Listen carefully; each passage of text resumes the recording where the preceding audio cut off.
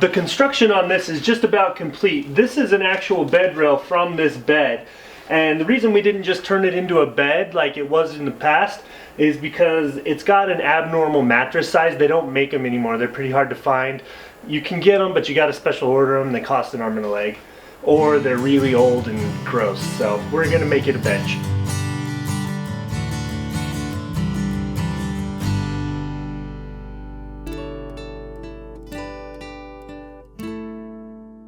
What I'm going to do is I'm going to trace this contour right here onto the bed rail, and then that piece will go in the front and hide this ugly 2x4. The distance on the front of this is 39 1/8, maybe just a hair under, 39 1/16, right in there, but I want it to be pretty close so that it fits tight. I've got that bed rail cut down. Now I need to find the center of it. It's essentially 38 inches, give or take an 1/8 or 1/16 of an inch. So 19 is going to be my center. Now I'll just take what's left of this footboard, and right here is the center of that. And I'm just going to trace this pattern onto there and then cut that out with the jigsaw, or saber saw if you prefer.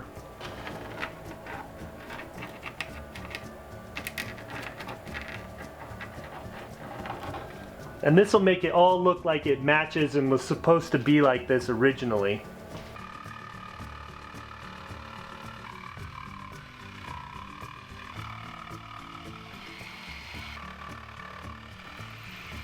I probably should have cut this out on the back end, on this back side, because of the way that my blade is on my saber saw.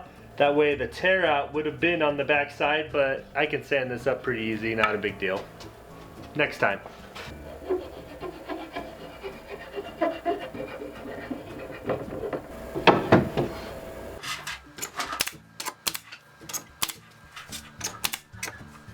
Just doing a little putty work where I put the staples in. So right here we've got where the bed rails used to go. I'm also going to fill those in.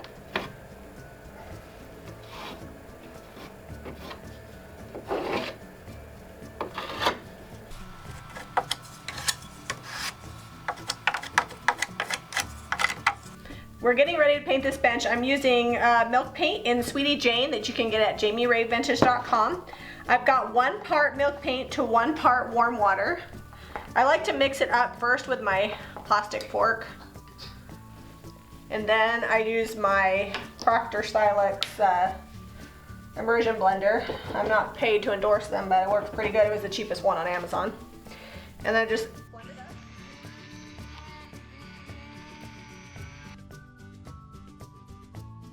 Okay. I'm going to add some Extra Bond because it's got super glossy paint on there and I don't feel like sanding it all off and I don't want it to all chip off. I get my Extra Bond in a gallon. You can't buy it like this, but you can get a pint and you can get a sample. I just paint a lot, so I buy it by the gallon. And the Extra Bond is 2 parts paint to 1 part Extra Bond. It's full strength Extra Bond, and I'm doing it about 3 parts paint to 1 part Extra Bond because I want it to chip a little bit. Okay, your consistency should be like a melted milkshake. You can kind of see that it's dripping, but it's not completely liquid. That's my favorite. The nice thing about milk paint is you can make it as thick or as thin as you want. So if you find that you like it a little thinner or a little thicker, just add a little bit more milk paint. Be sure to just mix up what you think you'll need because it doesn't keep. Sometimes I can put it in the fridge and keep it for a few days, but usually it just gets gelatinous. And if you've added Extra Bond, you're only gonna have a few hours to work with it. Today I get to use my new Paint Pixie brush. I just got an order of them. I've got 8 in stock and they're going on the website tonight. These brushes are a mix of natural and synthetic fibers and they hold a lot of paint, which is why I like them. They're made in Italy and they're kind of like the Gava brush, or if you watch the Turquoise Iris, it's the brush that she uses. And they're pretty awesome. You don't have to dip your brush a lot. You can see that the coverage you're gonna get with this brush is pretty great. So I'm just gonna paint this. I cleaned it, but I didn't sand it. That's what the Extra Bond is for. And I'm just gonna give this a good paint, probably 1 coat and then a little bit of touch up. And then we'll distress it to bring back the white. So you may not notice when I was out in the garage, this has some pretty crusty latex all along the top. And you can paint, oh, as long as you're not expecting, like I'm not expecting this to be super smooth. I want a chippy old finish. You don't have to sand it all off. It's fine. As long as you add extra bond, this milk paint will go right over latex paint. Yeah, and we left it because it'll really make it look old. Yep. You can kind of see it's got some texture there. Yeah, it's got chippy paint for days. Oh, and you'll notice that I'm not covering my rug. The rug, she painted some red in It's here. all over. And the tarp did not do a very good job. And Well, I sanded it inside the house and it got everywhere. So guess what I got? the rug took some casualties, so Jamie got a new rug at IKEA today. Yeah, I got a new rug about every year. People ask me a lot, like, how do you paint inside your house and not trash everything? It's cheaper to buy a rug and then replace it about every year to year and a half than it is to replace the carpet. So I just include that as an expense and know that I'm gonna have to replace it. And I try, this paint usually washes, it's all water-based, so sometimes you can wash it out, but that red is legit. It did my rug in. So now I'm gonna cut this rug up and I will use it half at a time to paint on till it gets super bad, and then I'll throw it away. So I will definitely keep using it.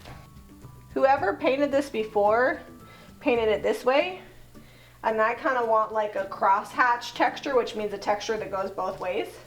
So I'm going the opposite direction of the previous paintbrush.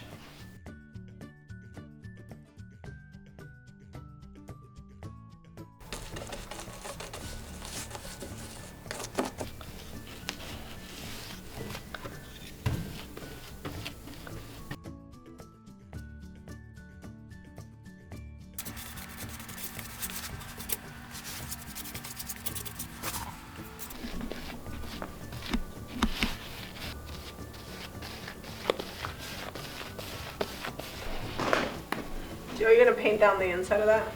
Inside of what? Like down this bar across the bottom? Oh, on the back? Yeah.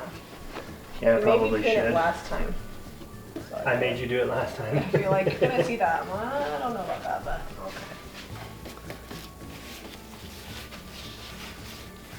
It's time to sand and distress it. The milk paint, because Jamie added the extra bond, didn't chip very much, so we're gonna help it out. I've got 150 grit on the orbital sander here. I'm not gonna be sanding on this decorative piece here. We're gonna leave that. I don't wanna sand any of the detail down. Jamie will wet distress that later.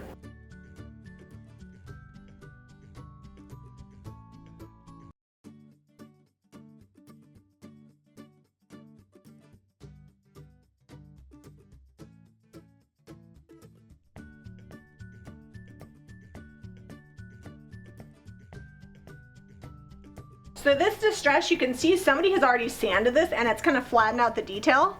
So I do not want to run a sander over any of the raised parts, or else it's just going to continue to flatten out the detail. So I'm just taking a damp cloth and getting it wet a little bit, and then rubbing back the paint because it's not sealed, and you wet distress it. And that is perfect for details that you do not want to flatten, or if you don't want to get a bunch of dust in the air. Can you guys see that, where that's coming back through there? I'm gonna do that on all the raised areas and then we'll be good to go. Truth time. We were gonna name this bench build part 2, but we're probably gonna have to end up naming it Watch Zeb Struggle.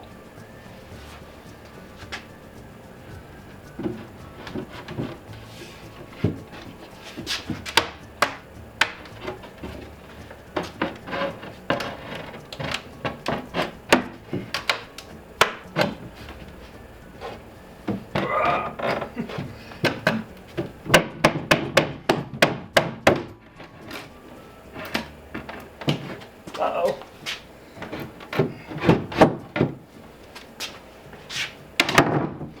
Oh! The last part before I seal it here is to just put some screws into the back of the seat to hold it down.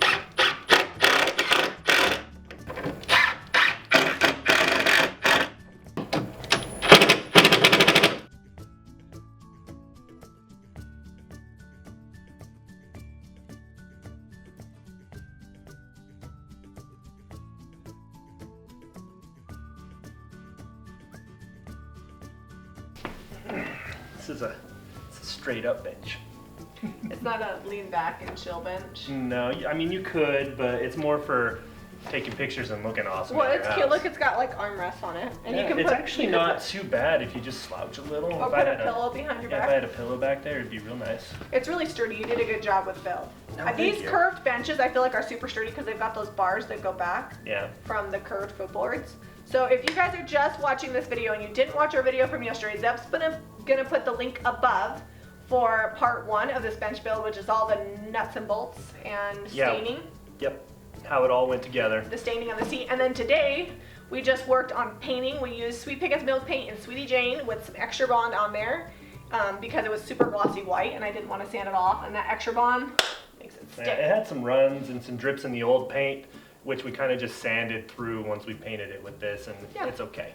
It went super drippy. It's got like a cool texture. Anyways, we also did the wet distress, which is awesome. If you've got a piece with detail and you don't want to sand it off, wet distress is cool. Be sure to go to JamiRayVintage.com. Yeah, can we fit it in there? I don't know. JamiRayVintage.com. We'll put it in here. If you'd like to purchase Sweetie Jane and the extra bond that we used today, we appreciate your support. It's what helps us to make more videos. So we have had a tremendous amount of support from our YouTube channel lately, and we appreciate it, and we just want you to know that. We have been slacking on videos though, and I am glad to let you know that we will have a solid 5 this week. Maybe even 6 if you're lucky. We might throw a live in there. I don't know. Yeah, we've been working really hard. Anyways, we appreciate it. If you've got any questions about this finish, comment below. If you've got questions on your DIY projects, be sure to message me on Facebook or comment on any of my videos. I'm happy to help you out with anything that I know. I don't know everything. Now, okay, so I asked a question in the build video, the part 1 video, and Chuck C recommended doing a cardboard template first and cutting that out and then fitting that to the wood. That way you make less mistakes and it's perfect, which is awesome. I've done that before on seats for little chairs, but Well, not. and didn't somebody mention before you put the back on, figuring out the seat? Like, is Yeah, that hard to I think do? that would be pretty difficult to do with the curve. On a regular bench, you could totally do that, but the curve, you kind of have to have it all together so you know where it's all going to end up. But, Okay.